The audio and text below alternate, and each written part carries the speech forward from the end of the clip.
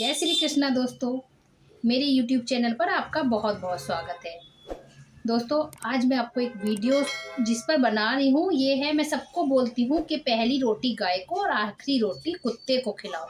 कुत्ते फिर भी मिल जाते हैं मेट्रो सिटी में। आजकल की हमारी दुनिया, हमारी लाइफ बहुत भागम भाग की ज़िंदगी हो गई है, तो लोगों ने कुत्ते पालने तो शुरू कर दिए शहरों में, लेकिन गाय पालनी बंद कर दी है।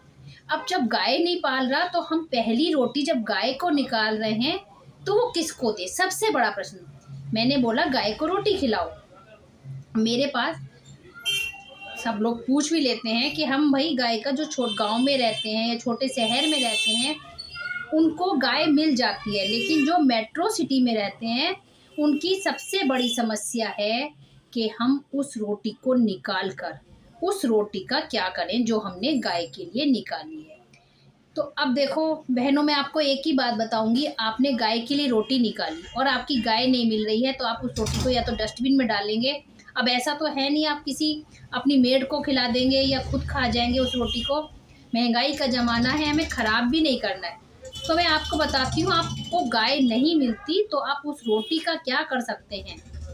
आपको जितना आटा एक रोटी बनाने में आपका लगता है, अंदाज बना लीजिए, उतना आटा आप कलेक्ट कर लीजिए या अंदाज कर लीजिए।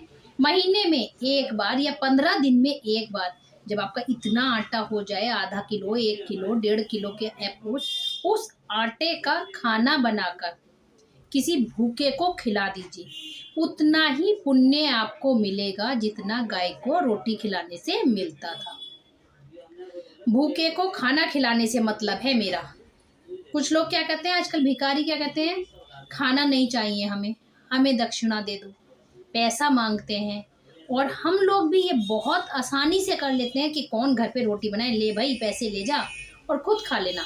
क्या आपको मालूम है क्या वो आदमी खाना खा रहा है? नहीं खा रहा, क्योंकि जितने भी आजकल ये मांगने वाले हो गए हैं, मैं सबको नहीं बोलती, लेकिन इसमें से 90% शाम को क्या करते हैं, जाके दारू की हट्टी पर दारू पी लेते हैं। अब आपने दी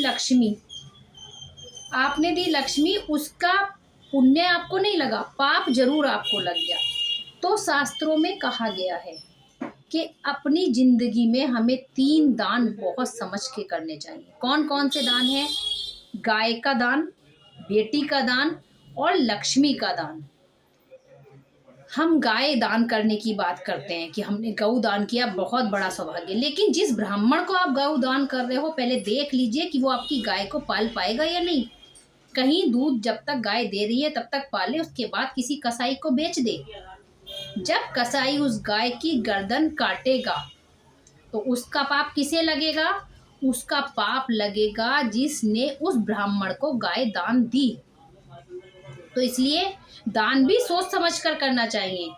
अब बेटी, जब हम अपनी बेटी को किसी के साथ शादी करने के लिए जाते हैं तो कन्यादान करते हैं। तो हम कन्यादान करते समय हमेशा ध्यान रखना चाहिए, लड़के के पास पैसा भले ही ना हो लेकिन संस्कार हो, जो आपकी बेटी से मीठी वाणी बोल सके, उसे प्यार से 2 वक्त का खाना खिला सके। क्योंकि अगर बेटी आपकी ससुराल में दुखी है और वो जितने आंसू बहाती है उतना दुख माता पिता को होता है जिसने कन्यादान किया। देखो ये तो बिल्कुल फैक्ट है कि कोई भी बेटी अगर अपनी ससुराल में रोती है तो दुख केवल माँ बाप को होता है और किसी को नहीं होता। तो इसलिए बेटी का दान भी, कन्यादान भी हमें बहुत सोच समझ के करना चाहिए। अब तीसरा दान है लक्ष्मी का दान। लक्ष्मी का ध्यान हमें चलते फिरते किसी कटोरे में लक्ष्मी नहीं डालनी है कि हमने उसको, किसी कोई मांगने आया हमने उसको दान दे दिया, भाई ले 20 रुपये ले ले और 10 रुपये ले ले, उसको दान कर दिया। पता चला वो शाम को हट्टी पे जा रहा है या गलत काम में आपका उस पैसे को लगा रहा है, तो उसके पाप का भागी कौन बनेगा? आप बनोगे। उसने शराब पी, घर जाके बीवी बच्चों को मारा, सारा पाप किसके सिर आया? आपके सिर आया।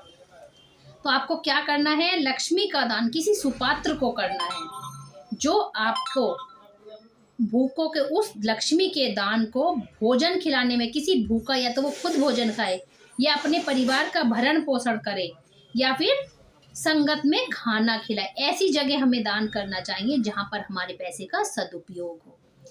तो गाय को नहीं मिलती है, इसका मैंने आपको बता दिया। फिर मुझे कुछ जितनी नॉलेज होती है मैं आपको बांट देती हूँ, और जिस टॉपिक पे आपको वीडियो चाहिए प्लीज़ मुझे लिख दिया कीजिए, मैं ज़रूर बनाऊंगी उस पर।